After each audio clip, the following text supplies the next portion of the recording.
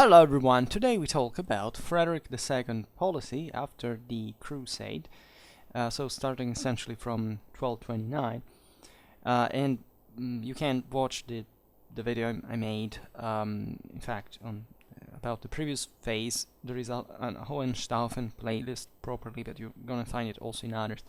In any case, we have seen how Frederick had managed to retake control of Jerusalem from the Sultanate of Egypt, making a 10 years agreement on, in fact, the management of the city under, in fact, Christian control, right, in exchange for essentially avoiding to wage war against Egypt, given that Frederick was essentially in friendly terms with the Sultan Al-Kamil. There was not a specific political strategic convenience for Frederick to wage war such a large scale for that. This was said, however, the general goal of the Crusaders and those who were interested, and naturally from different standpoints, to actually blockade the Egyptian ports, at least occupying them, and try in fact to make the same Sultanate collapse in order to eventually have free hand in the Holy Land without problems. This was a crusading policy that would be continued later on by the French, etc. The crusade was, however, indeed the task perceived universally that the Holy Roman Emperor had as the leader of Christianity, right, to won back the sacred places and so on. And so Frederick managed to compromise. Great ability, as we've seen, diplomatic skills, but a logical, rational, cold, calculating thinking as just he could, in his experience and capacity, and his extraordinary character that we will look at better now also, and in the future again, to reach this settlement. And naturally it wasn't perfect because, first of all, Jerusalem had its walls razed to the ground. It was not really a reconquest.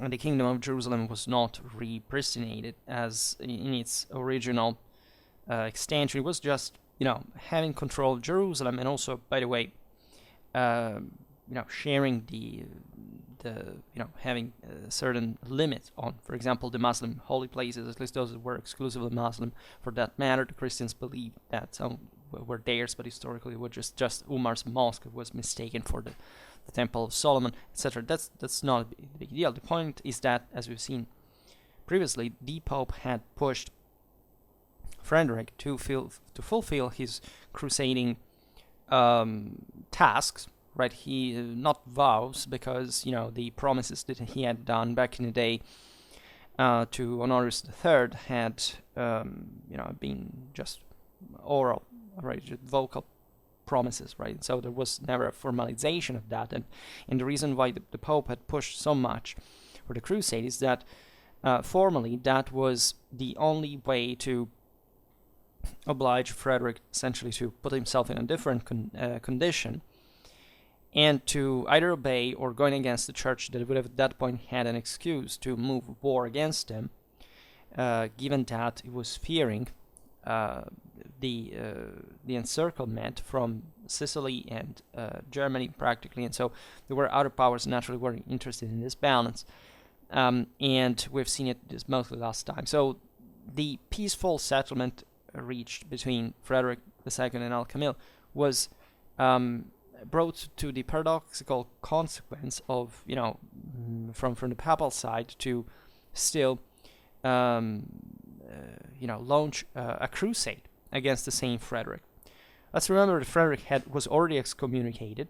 So also what he had done by seizing the crown of Jerusalem, also stepping in holy places and so on, had discontented many, right, including basically the monastic military orders that, in theory, were the ones that would benefit the most actually from a crusade, and that we're seeing now that the emperor, who was the greatest hope, was coming just to an agreement with the Saracens rather than doing else.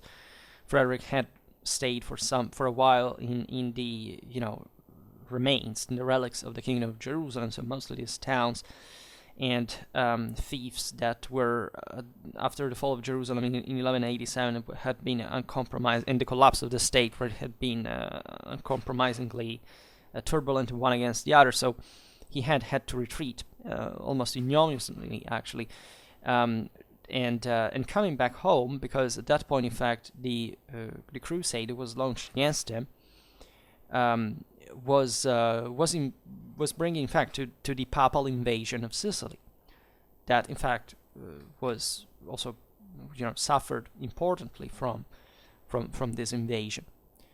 Frederick was styled as worse than the Saracens because of all this international situation by papal propaganda at this point, especially under Frederick's reign, gained an enormous steam in terms of properly of ideological means. It was a very refined, sophisticated one. The same goes from Frederick's side, but let's say it was put in motion mostly by these events. The world was becoming ever more interconnected. There were ever more forces that spread. So it was even spreading ideas and pamphlets and slogans, etc. was easier. And in many ways the struggle was radicalizing. So when the papal army invaded Sicily, the emperor came back from the Holy Land quite quickly in summer 1229, and he managed to stop the enemy offensive, right? But in exchange, he had to find an agreement with the Pope. In fact, the Saint Gregory IX was tired because of this confrontation, and thus was signed in San Germano. It would be basically Monte Cassino, in the town of Ceprano specifically, in the summer of the following year, 1230, a treaty according to which Frederick provided great guarantees, let's say, on the liberty of the clergy in the Kingdom of Sicily. But let's remember that the Pope saw it, saw the kingdom properly as a fief, right? Because historically it had been created as such, as a papal fief. And in exchange, the Pope freed Frederick from excommunication. So this settlement opened to an important phase of the reorganization of the Kingdom of Sicily, which is very important in medieval history because basically showed most of Frederick's governmental and administrative capacities in a state we have reminded it was, by Norman and at this point Swabian tradition, the most centralized in Latin Germanic Europe historically, and where the king had such high prerogatives that were never to be seen elsewhere, juridically speaking, in the ancien regime, and that almost elevated, in fact, the ruler to a kind of a divine role on earth, right, as source of law, at least in those cases in which the customs were not able to discipline it, and that represent in this sense the peak of medieval states, medieval government, at least in the balance between the sovereign and the communities, at least, right, which is different from the level of development in absolute terms, but still is remarkable because in a few centuries the refeudalization of Europe would bring fundamentally to a further privatization. So yes, the creation of even more robust state structures, but still they were filled by oligarchies that were somewhat still, in fact, feudal and private in nature. This would be evident in the same Sicily, particularly, right, with the Angevins and especially with the Aragonese. But that's another chapter for another video. I made something about that, by the way. If you're interested, you search for Kingdom of Sicily. You can playlist Schwerpunkt. You can find that thing, but we have to make other videos about that. And this reorganization of Sicily was a big deal, right? We have seen how Frederick, even though being Holy Roman Emperor, king of Germany, indeed king of Italy, etc., had in Sicily the real base of his power, right? At least the largest one, the best organized, the one that could provide him with this, very advantaged strategic position, the proximity to the papacy, and where that had been stricken by the Pope exactly because of the wealth of the place, and therefore, by destabilizing the local state, Frederick's power would have been significantly undermined, and it's indeed on Sicily that all the financial weight of Frederick's policy also weighed, right? Because it was still a medieval state, and so the ways this, the control on it could be reinforced, passed through all a series of negotiations and sacrifice and so on. Of course, Frederick, there were military operations all along. Now, if we really had to go in detail, it would be enormous. I hope at some point we can do it, because, that's the point of Schwerpunkt, making this introductory manualistic videos and then passing to the actual details. But let's say it's obvious that he took also the chance of the war, after all, to take out, quite literally, to behead quite literally all those vassals that had sided with the Pope, because normally, in a medieval kingdom, this is what happens. If there is a war, there's not really a total centralized absolute power. It's always about, the allegiance of the vassals, of the communities, and so on. So this was actually an advantage for the further centralization, because at that point the king had the legitimacy of treason to literally kill everybody who had opposed to him, who had betrayed him. And so he did, right? Also in very ferocious ways, and that's what you would expect. And it was actually a very positive thing to do. And placing men of trust in those same positions, and or cashing, let's say, into taking over those sometimes also private possessions as part of the royal domain and things like these. And in 1231. Frederick emanated for the kingdom a new, let's say, a comprehensive juridical reform that passed onto history with the name of Melfi constitutions, because that's where the seat, where the castle of Melfi, the assizes, was held there, from which they were emanated, also known as the Liber Augustales, right? So. And this stresses also, given that it was a royal provision, still there was an imperial tone to it, right? Not just because Frederick was the Holy Roman Emperor. In fact, as you know, Sicily was actually not part of the Holy Roman Empire. So that the ideology of this, aside from the intelligence and the rationale of these constitutions, is also still, quite eloquent by itself.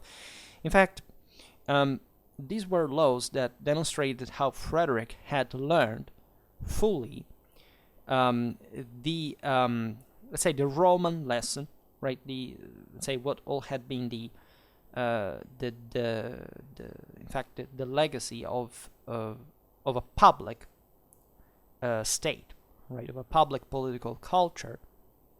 If you want, even against the same Siculo-Norman tradition, because the Normans, after all, had introduced feudalism in Sicily, and by balancing it very cleverly with the Byzantine and Arab, administrative tools, but also simply the plurality of the southern Italian communities from a cultural, even properly confessional, cultural point of view, were still somewhat privatized. So Frederick inherited this system that, as we've seen, was already very well balanced for medieval standards, and began to work relentlessly to provide it with an ever greater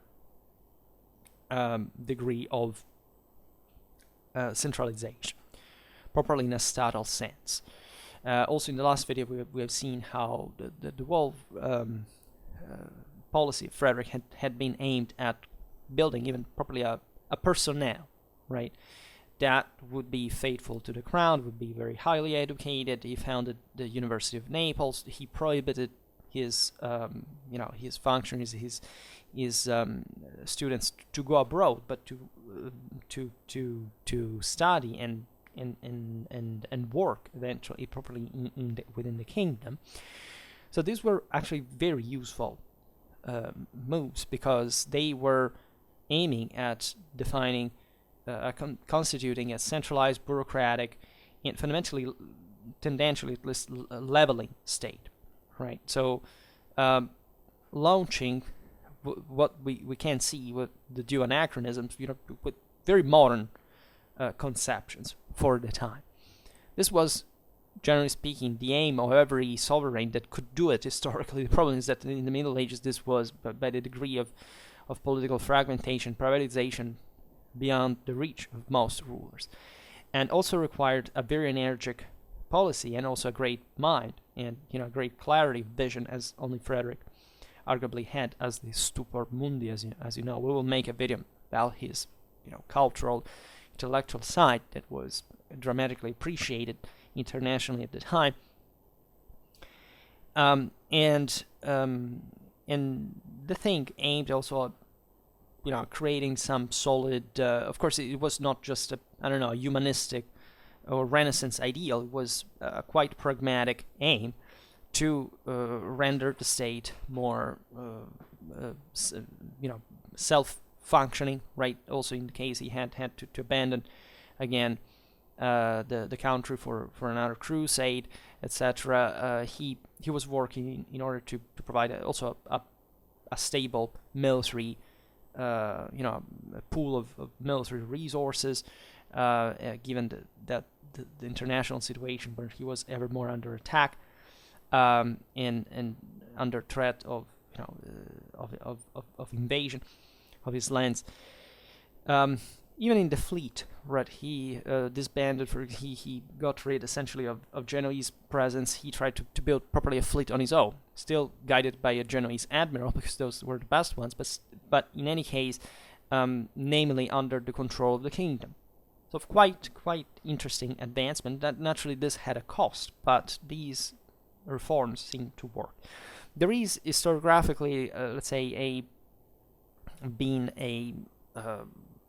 let's say probably another assessment, say another stating of the degree of the success of the system. Right, there is no doubt that Sicily was one of the most advanced countries in the world at the time, and that Frederick embodied this, the peak of universal rule in medieval terms. There is all the Hohenstaufen mythology, the Romanity of the empire, and all these things. It's just that, still the situation was extremely difficult. We've seen how was extraordinary about the character is how energetic he was to manage the situation. But the results were still somewhat limited, right? Frederick arguably never reached the same degree of power, internationally speaking, in relative terms that his grandfather, Frederick I, had achieved, right? And this because, of course, the world had changed, right? But this naturally also is measured with, let's say, by the policy, the outcome that Frederick's policy had internationally as well. And this is the phase, in fact, in which Frederick got more involved in the events of the Italic kingdom, where the problem between the relation, the problem of the relation between the crown held by Frederick and the communes that had only been temporarily settled with the Peace of Constance of 1183 after the German defeat at Legnano in 1176, was still alive, right? We've seen that even, at the time of, before the Crusade, the communes fundamentally had prevented Frederick to extend some of his power on the area. That had blocked the Alpine passes. Were starting to, of course, connect themselves ever more with. They had renewed the Lombard League itself and then allied themselves with the papacy in this anti-imperial fashion. We have naturally seen how the Italian communes wanted to preserve their own autonomies. And they recognized, of course, the world system, the imperial authority, the royal authority, and so on. but they were traditionally opposed after the long and harsh wars against Frederick I to oppose any intervention on their government that had proven to be despotic, tyrannic, had basically aimed at subtracting them any kind of public prerogative that they had, yes, usurped, but still kind of developed and nurtured and expanded further during the 80 years of imperial vacancy, let's say, between the end of the 11th and the first half of the 12th century, and that they had earned on the battlefield with a war where they had won, right, the imperial arms on the field, and after having gotten, by the way, having lost a lot, by including, I don't know, Milan was razed to the ground, was rebuilt from scratch. So it had been a big thing with which the Hohenstaufen had posed themselves in quite, dramatic terms, right? We've seen that, in fact, Frederick would change this policy, and this also reveals the acumen and the intelligence of this, albeit it's important also to stress that of all the various faces that Frederick, the various masks, let's say, that Frederick wore, depending on the people, the institution that he was coping with, the one he wore against the Lombard League was the same one of his grandfather, initially at least. This uncompromising attitude that initially tried to solve the problem with sheer violence and eventually realized that had to work at least with cooptation of the Lombard elites, because otherwise there was no way to manage to tame this, as there were emerging 30 independent city-states that would have been extremely costly and factually impossible to tame down one by one. And in spite even of victories that had occurred historically, right, both under his grandfather and also under him, as we will see now. The same was happening in Germany, actually.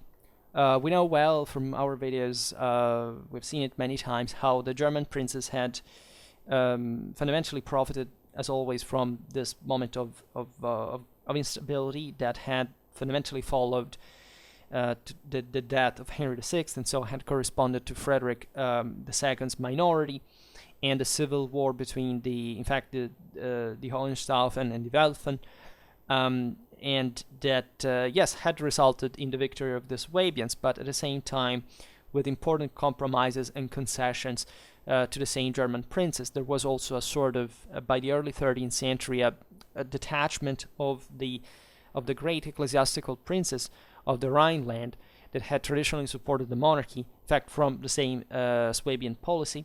They wanted to create essentially autonomous powers on their own, and this was the tendency to privatization in Germany was dramatically accelerated. Frederick had left in Germany, as we've seen in the last video, let's say on the throne of Germany, his son, at the administration of Germany, practically his son Henry. That, however, gave him a lot of troubles. We made another video about Frederick II. I don't remember what's the title that looks actually in detail at this thing. His son fundamentally rebelled twice to his father. On the first occasion, he did because he had begun and he had followed the traditional Hohenstaufen policy towards the German princes. That was essentially this public iron fist. With the armed wing of the famed ministeriales, so these knights serfs that were extremely loyal to the crown in virtue of the fact that we're not freemen and dependent on it. That was a ferociously violent one, right? That's the language that they would speak in Germany, and not only, as we've seen, but it was so harsh at some point that the German princes overwhelmed the Hohenstaufen pressure and convinced Henry to literally switch sides and to pass to them against his father. So this was a great problem. At the end of the day, there was a lot of... also, the Pope was worried because of that, because the papacy was not like just per se against... whatever the Hohenstaufen did, right? They cared, for example, for Germany to be kind of pacified, right? Because nobody had really to win from such a situation, as long as, of course, the Swabian power didn't become too great. And there was a lot of mediation, for which initially Frederick convinced his son to come to Italy. They met, and Henry was forgiven and reinstated as by his father with a better policy.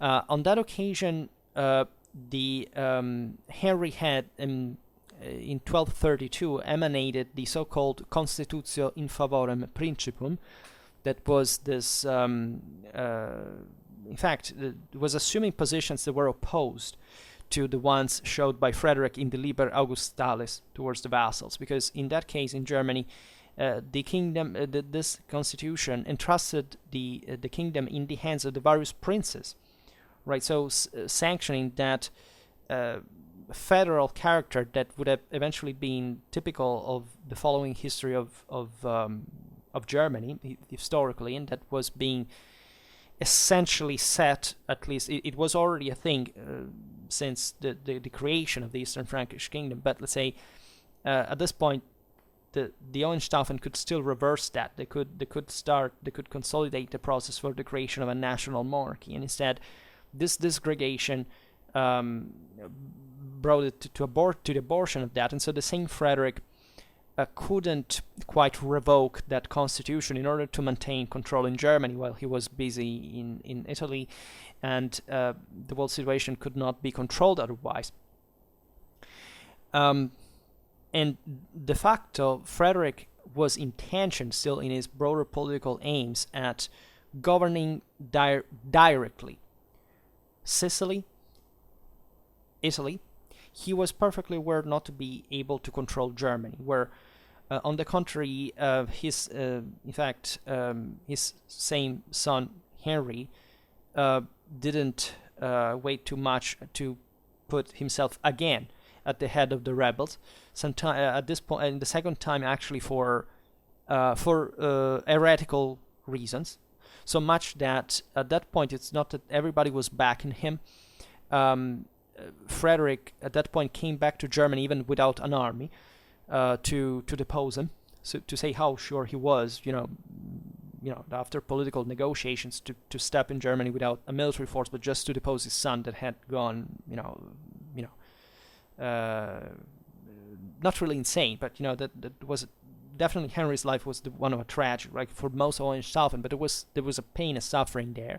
And you know that Henry's story is very dramatic, because he was captured, deducted in prison and in southern Italy, and in 1242, while he was being transported from a castle to another, there was a precipice, and the story goes that he was on a donkey back, because, by the way, his father had deposed him, had disowned him, right? Because properly, you are the emperor of the world, and your son betrays you. You can't compromise that. We know that Frederick actually had, humanly speaking, even though he's usually depicted as a cold person, but he cared about his son, in spite of it was impossible not to treat it like a rebel and a prisoner, and so he was destroyed when he knew that Henry allegedly said, I want to die the way I want, right? And he threw himself down this steep, down the mountain, fundamentally with his donkey, and so killing himself by the way, which is, also adding the tragedy in a Christian world where you can't be saved if you kill yourself. And this is very interesting because his father had him buried eventually, and we have analyzed the corpse, and we have discovered that at the time of his death, indeed, Henry was suffering of leprosy. So, adding to that the fact that, just imagine this person like as a young man, the son of the most powerful man in Europe, and the world's ruler, the Roman emperor, and so on. You are governing on his behalf. You fail. You lose it. You pass from the other side. You betray him. It's your father. This thing anting you. You do it again. You get prisoner. You get leprosy. So you understand that God is against you in a way or another. You feel it must have felt dramatic, and he preferred at least to say, okay, I will. If I have to be a rebel in my life, if I'm so bad, right? And at least I want to kill my own self the way the way I want and not the way gods want. So this is that's how bitter as it gets, and just trying to be in his shoes in a sense. So after this, the German crown passed to another son of Frederick, Conrad. We talked about him in that video we made about the German the Great Interregnum, right? So, and Conrad was actually a good ruler, even though he couldn't factually govern easily the German noblemen of the rival faction, so much that there was all a series of anti-kings, so much that we can say that Germany in the 40s of the 13th century never had a rest.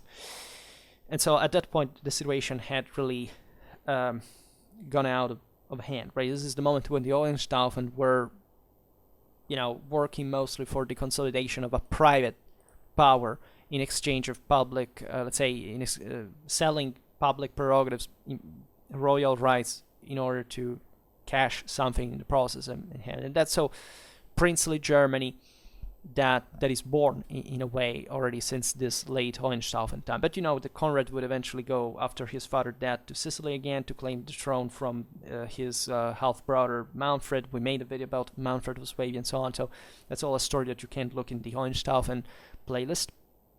And then I'm proud to say finally he's of some decent size, but we will increase that hopefully. So that's the difficulty of the German situation. And in fact, also in Italy, the situation wasn't going well at all, because Frederick was encouraging against the communes some seigniories entrusted to Ghibelline vassals, that is to say, vassals that were in favor of the Hohenstaufen. Ghibelline is the Italianization of Weiblingen, was the Hohenstaufen, one of the most favored Hohenstaufen residences in all these possessions. Was also the Swabian battle cry at that point.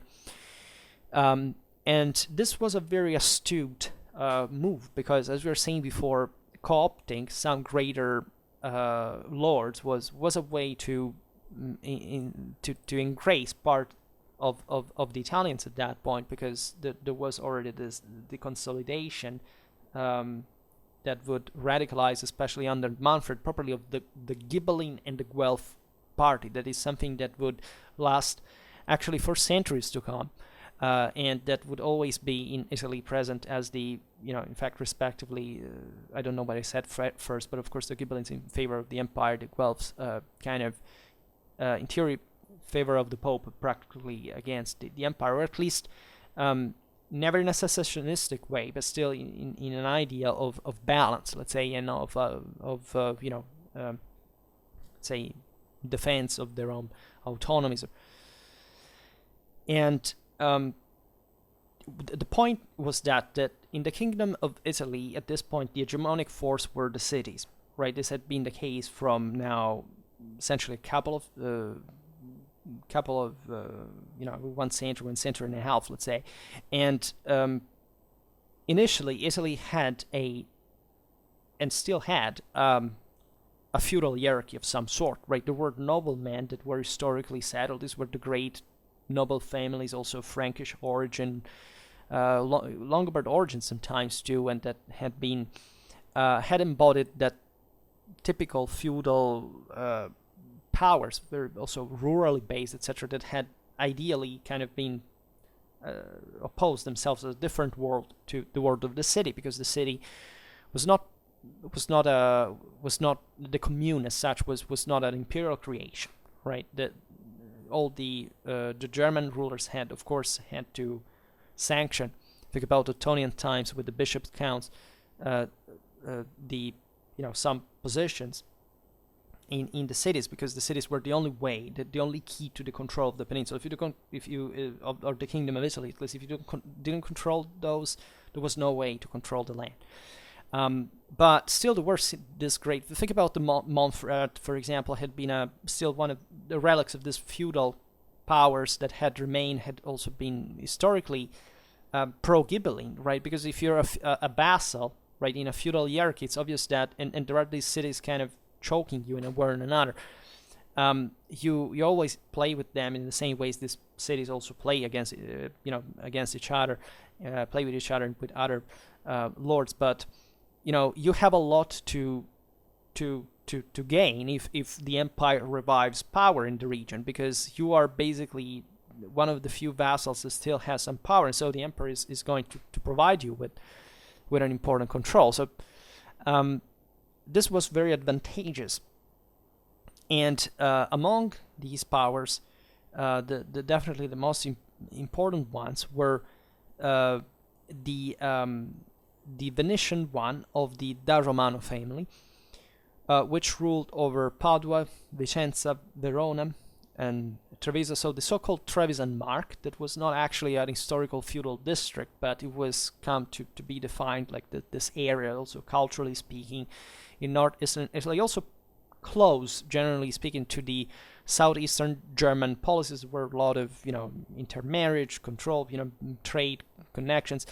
This area next to the Garda Lake basically goes, it's the first area that you meet when you cross the Alps at the Brenner Pass. So basically it's the highway to Italy, and you want to control, if you're an emperor that has to wage this campaigns from Germany into the peninsula, because that's literally the access to the kingdom.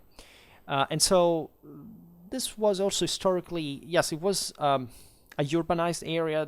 The communal phenomenon in all this city was important. These were important centers, but it was a bit more feudal in nature than, say, Lombardy in general, or Tuscany. So there was a way to increase, let's say, this feudal control, right, by appointing one lord that would be actually lord over the same cities, right? And so these first lordships were quite important because they were actually emerging spontaneously, also in the mechanism between the various cities' alliances and social stratification, that the emperor seized, like saying, okay, let's see who's the leader here, and let's provide him with greater power so that he can actually control multiple cities at once, and we can deal with him more easily by controlling more territory, by investing in ever greater power. In fact, what is fascinating of this, we made videos about the Italian lordships, how they were formed, etc., the Guelphs and Ghibellines and so on, is that the Da Romano family was actually Guelph originally, right? It was properly co-opted by Frederick, that then turned into the most fiercely Ghibelline one at that point, properly the imperial vicars, right? And that was yet another title was kind of being conferred in order to acquire all a series of public prerogatives in the Kingdom of Italy. That was a possession, like Frederick was factually the monarch of it. So that could help maintaining control in this. But this is also, in fact, the moment of the Second Lombard League that was created soon before. So this was a strong alliance of cities that were opposed to imperial power. And Frederick waged war fundamentally in the Po Valley in order to tame it. These clashes were quite intense, right? We made videos about the development of the Italian communal armies. That was something remarkable in the history of medieval warfare.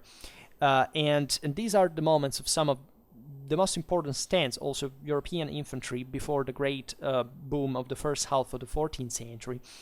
In fact, the Italians were the only infantries, you can say at this point, that had willingly the capacity to withstand for a prolonged amount of time, and as we'll see now, also in some cases, literally without the support of cavalry, that was still yet decisive, heavy cavalry itself on the field. Right, and at this point, German cavalry, imperial cavalry, yes, I give you that most, I mean, Frederick's armies were a bit, yeah, they were German, they were Italian, they were Sicilian, right, so they weren't quite just, but this is the peak of feudalism historically. Like at this point, heavy cavalry dominates unchallenged the battlefields, right, in Europe. So what happened in great battles such as the one of Cortenuova in 1237 near Brescia in Lombardy still shows a dramatic moral and material strength of the Italian infantries, especially.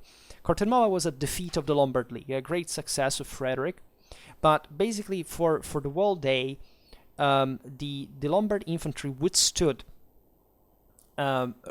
repeated imperial cavalry charges without breaking, right? And so much that basically night fell, and during the night the Lombard army collapsed and they fled, and leaving the Carroccio of the same Milan because it was the leader of the league, as you know, the most important Lombard city and the greatest opponent of the Hohenstaufen policy.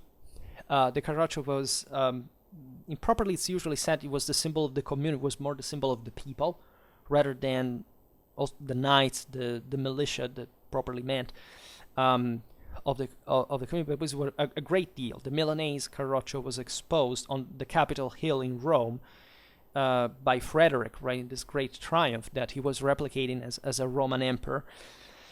And yet this is an episode that demonstrates what those armies, those infantries were capable of doing alone on the field.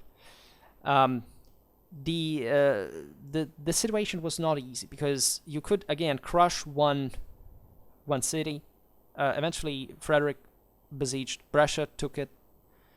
There were some important success. It seemed after Cortenuova that the Lombard League was dissolved. Instead, several cities kept on fighting: Milan, Bologna, Piacenza, other important city-states that still didn't give up, because the thing would happen like this, that you didn't even need to literally conquer every city, right? After such big victory, the emperor could count on several cities to switch from Guelph to Ghibelline, right? Because one party was overthrown from the city, because after that battle they would lose the material support from the army that was destroyed, so they wouldn't have enough control in the city, would be expelled. So it's a ferocious struggles, and these battles were horrifying. By the way, they reached levels of cruelty and of violence that were really unspeakable at the time. That had already been tasted at the time. Frederick Barbarossa, actually, that were pretty damn brutal as such. And Frederick at this point was actually ever bolder and aggressive in this. He was galvanized by success at the point of providing Pope Gregory IX a pretext to excommunicate him again in 1239, and to actually indict a council that would have had to put Frederick would have banned him from Christianity. So there were other important success for Frederick. For example, a lightning action in which the most faithful peasants that were traditionally Ghibelline and siding with the emperor managed to capture off the Giglio Island the fleet that was escorting the prelates to the council that had been called for by the Pope to excommunicate, to sanction the emperor further. And this was a great that brought to the abortion of the council itself. Also, Gregory IX died, right? So this brought to the belating of Frederick's condemnation proper. But the new Pope Innocent IV, 1243-1254, resumed his predecessor's program, and he indicted the Council of Lyon, right? Which was in the Kingdom of Burgundy, so formally part of Frederick's domination. So that was an important affront, because in theory Frederick also mounted up an army to invade Burgundy again, and to make the council escape before they could be condemned. But for a while, this area was out of the effective reach of the emperor. And in fact, the council was held, famously enough. Frederick was reconfirmed in excommunication, was deposed, albeit not all Christendom accepted the deliberation of an assize that had taken place in not very clear situations. For example, the King of France was undecided on how to behave here. Frederick received many, much support internationally as well, but the council deliberated against basically his whole legitimacy and authority. He was excommunicated, deposed from the imperial title. He was deposed as King of Germany, as King of Italy, and even as King of Sicily. So basically, he was formally stripped of any power. And this is the moment in which the propaganda went wild, right, from both sides. That there is something extremely ferocious. Frederick was often depicted as the Antichrist, but there are also this manuscript. I inserted some picture even here, showing him as a dragon.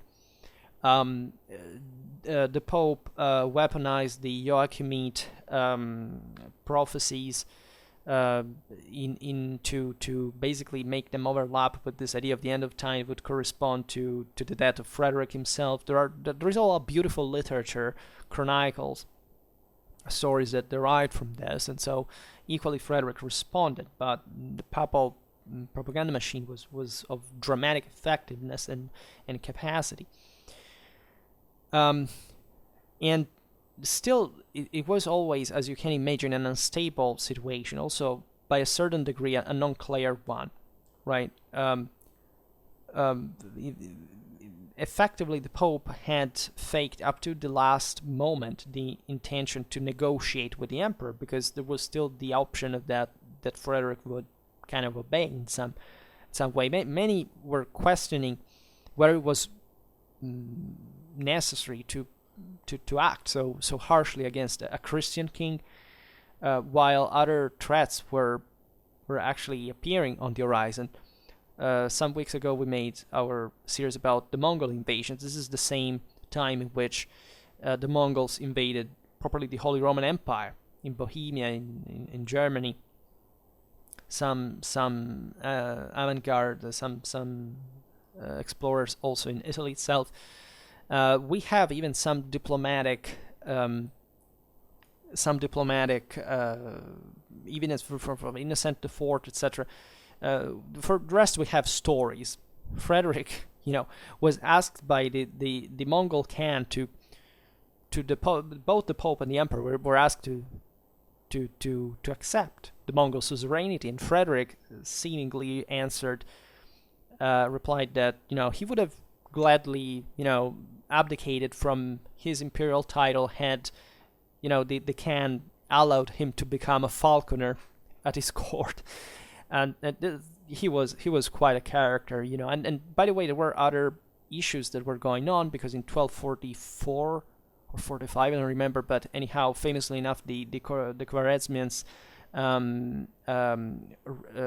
sacked Jerusalem. So this was an enormous, this brought to some problems up to the point which Frederick even exploited the situation, saying, okay, I will mount up another crusade. In fact, it was we're not documented enough. We don't know exactly what happened, but there was kind of even a coming closer of the Pope and the Emperor in these events. However, what had happened with the Council of Lyon was never fully surpassed. Right? It was an incredibly heavy and serious blow to the prestige of the Emperor that resented of it in a deep way. And in fact, after 1245, the situation both in Germany and in Italy began to precipitate for Frederick. As we've seen what had happened with Henry, you can already understand this idea of the betrayal that had perhaps think about the great rulers also, like Theodoric and his advisors, his counselors back in the day. The Middle Ages leave with these ideas as well. Frederick suffered, or at least believed to suffer, the betrayal of his most loyal and powerful counselor in Sicily, Pierre de la Vigne, that is also a very famous character in European literature because of Dante's immortalization in hell, because he was a suicide, and so this all the drama, right, of the idea of this man that had been chosen because of this dramatic qualities that Frederick had imposed to the Sicilian administration, and that seemed to be the example of the moral collapse of the system because of all these international pressure, internal fears of betrayal, etc. We'll never know what actually happened, right? But we know that Frederick's last years were sad, right? He was in bad health, and especially he suffered important defeats, especially in northern Italy, that brought to really properly to a dishonorable consequence for the imperial authority in itself.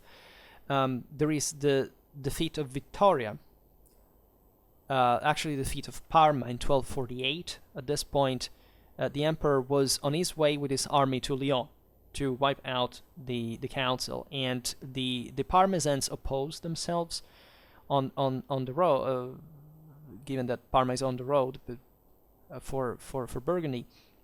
And Frederick besieged the city, and it's said that he had this enormous fast deployed in front of the city in his camp, where all his treasures, all his exotic animals, elephants, all this greatness had to embody the universal power of the emperor, were displayed, all the imperial treasure, etc.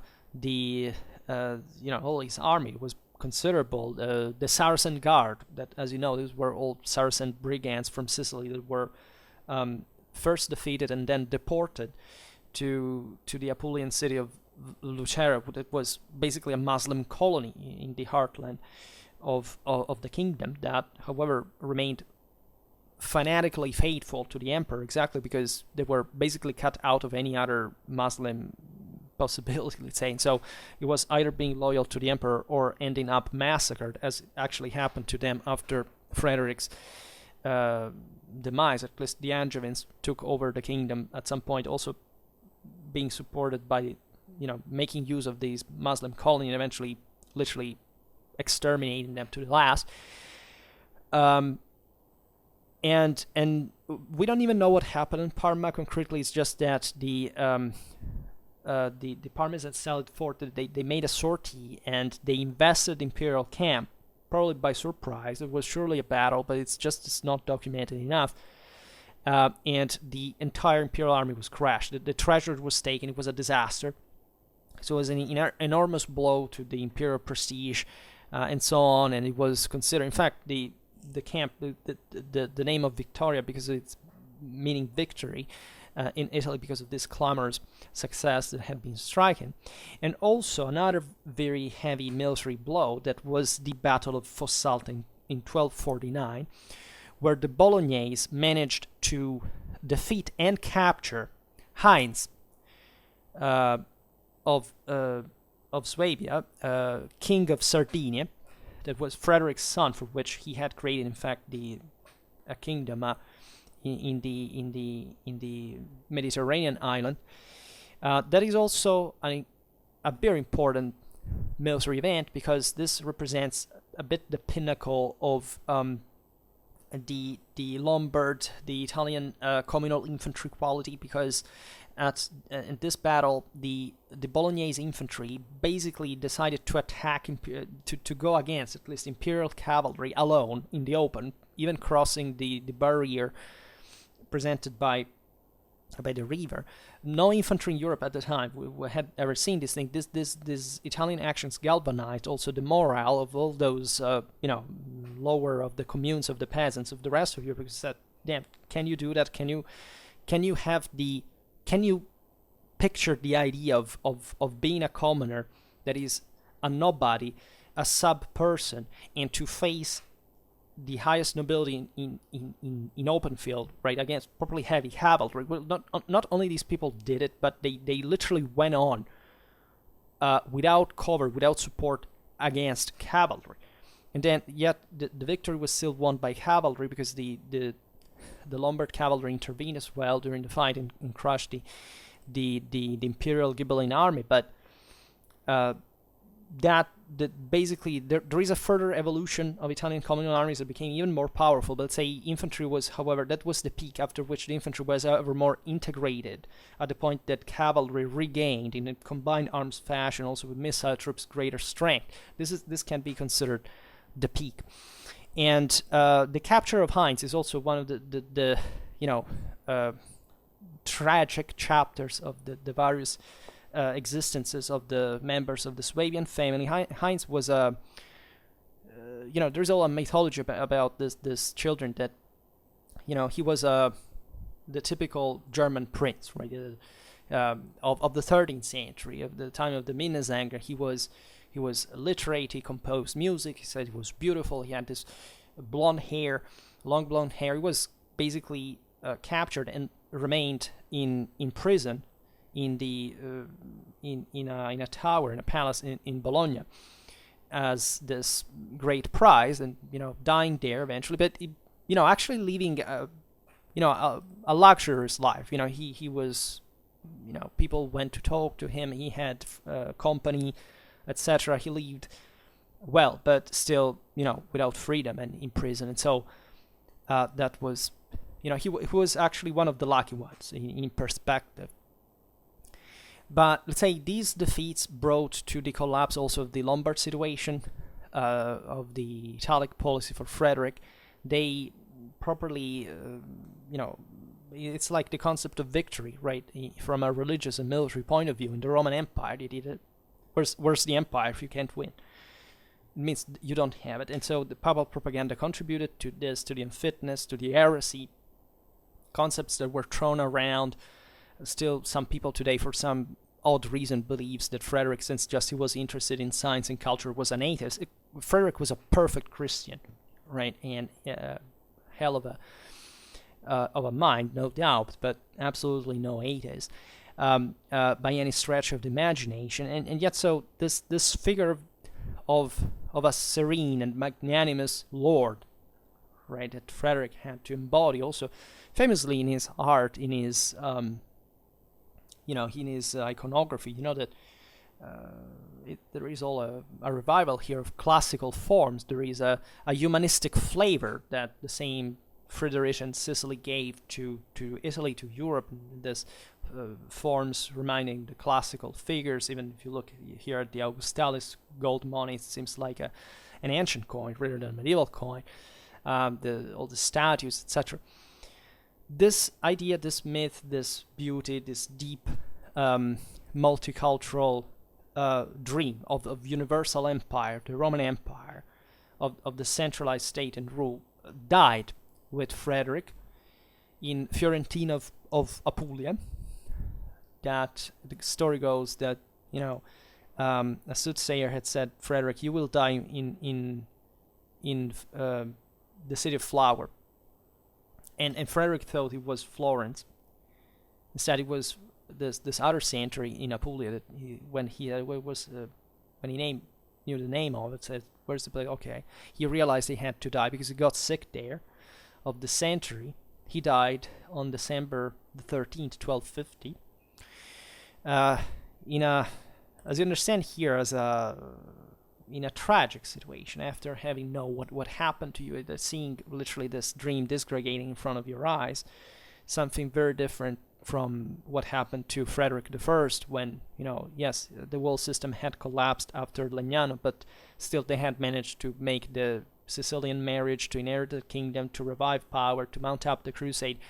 At this point in 1250, you could properly breathe this air of the great universal system dying, of which Frederick was the literal embodiment.